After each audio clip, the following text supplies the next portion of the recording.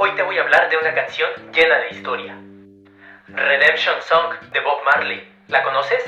¿No? Acá te la cuento. Old pirates, yes, they rabbi, sold I to... Redemption Song es una de las obras más famosas y conmovedoras de Bob Marley.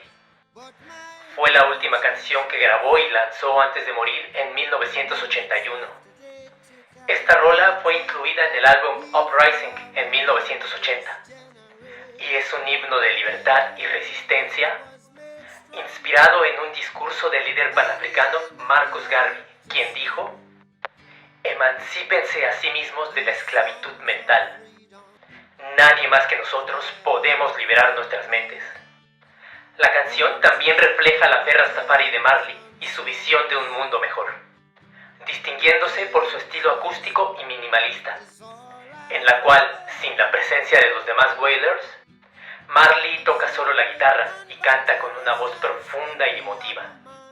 Versionada por muchos artistas como Johnny Cash, U2, Rihanna, Stevie Wonder o Alicia Keys, ha sido utilizada como símbolo de protesta y solidaridad en varios movimientos sociales a lo largo de la historia reciente.